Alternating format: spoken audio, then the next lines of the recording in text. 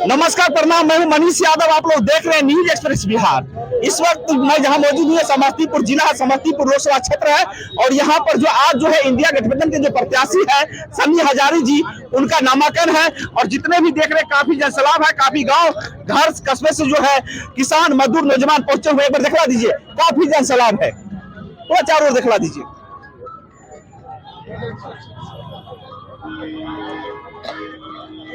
हम जानकारी लेने की कोशिश कर रहे हैं कि इस बार समस्तीपुर लोकसभा में क्या होने वाला है। एक तरफ जो है एनडीए गठबंधन के जो प्रत्याशी है संभावी चौधरी है और दूसरा जो है आज जो है इंडिया गठबंधन के प्रत्याशी सन्नी हजारी जी का जो है नामांकन हो रहा है। इस पर हमारे साथ जो है भाई साहब जुड़ गए। जी भाई साहब, समस्तीपुर लोकसभा में क्या होने वाला है इस बार?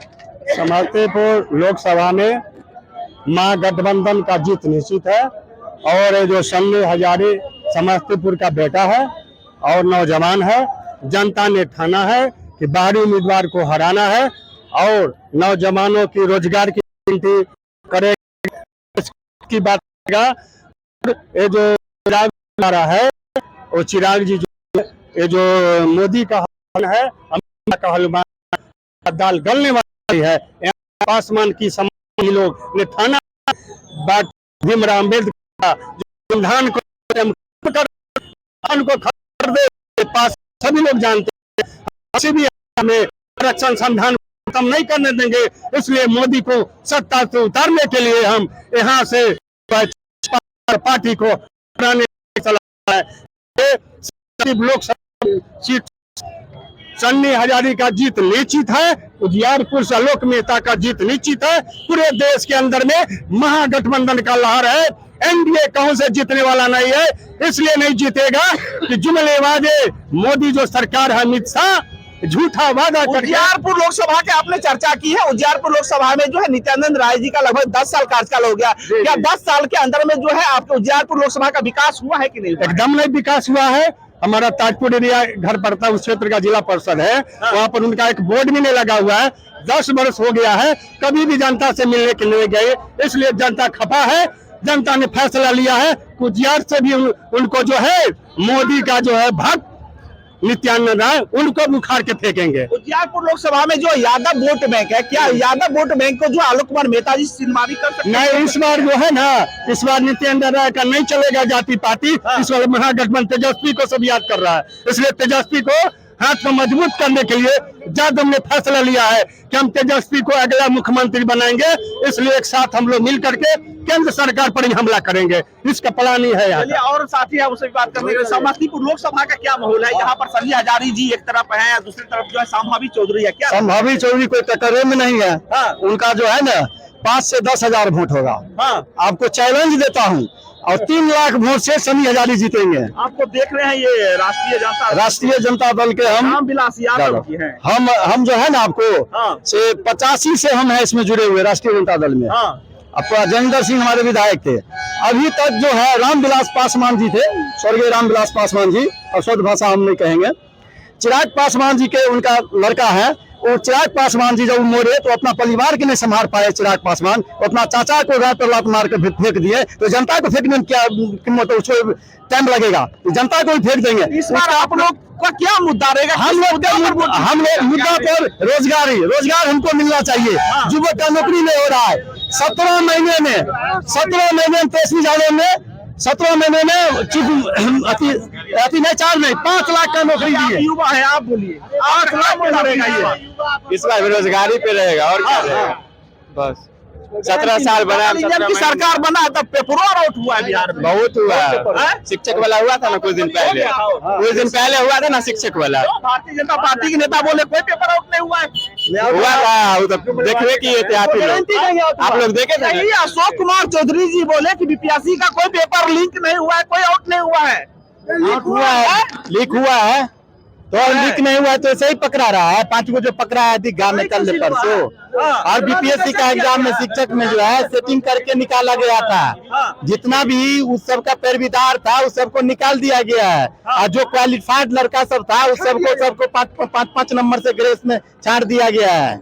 ये इनका जो डायरेक्टर था शिक्षा विभाग का, जो चलने नहीं दे रहा था मुख्यमंत्री को, कौन पाठक रहे? अच्छा, एक बहुत बड़ा सवाल, एक मेरा सवाल है, संभावी चौधरी के बारे में कहते हैं पढ़े लिखे है, एमए की हुई है, दिल्ली में पढ़ती है, तो फिर जो जमुई में अगर रहती है तो जमुई में क्यों नहीं चुनाव लड़ी? आखिर समस्तीपुर उसको आने का क्या जरूरत थी? समस्तीपुर आने की जरूरत उनको जो पड़ी है, समस्तीपुर के जनता के बीच में वो कभी देखो किए हैं, कभी रोड पर घूमे हैं? पूछिए तो अभी 50,000 देखिए, मोदी जी जो है ना, देश को भिखमंगा के रूप दे दिया है। 5 किलो अनाज को ढिंढोरा दे रहा है, जबकि वो दिया हुआ कांग्रेस का है। केवल उसका जो है ना, अनाज का जो रुपया था 2 रुपया और 3 रुपया, केवल वो छूटा है। उतने ही के प्रलोभन देकर जो है ना, गरीब गुर्दा को वो अपने अंदर में लेना चाहता है, जबकि बेरोजगारी और महंगाई चरम सीमा पर है। और एक लाइन में जनता इस बार बिहार को मूड बना लिया है कि तेजस्वी को भारी मतों से जिताना है, क्योंकि उसका जो अभी लहर है वो उसमें कोई आने वाले में से नहीं है। और महागठबंधन के सरकार को बनाकर दिल्ली को केंद्र में उसको बैठाना है और मोदी जी को केंद्र से गिराना है, ताकि मोदी जी के बाल बच्चा अगर होते तब उसको 5 किलो अनाज उसको देते, तब उसको पता चलता। यहाँ तो गरीब गुर्दा को ठग रहा है 5 किलो पर। आप लोग कुछ भरोसा नहीं है, कुछ कहना है।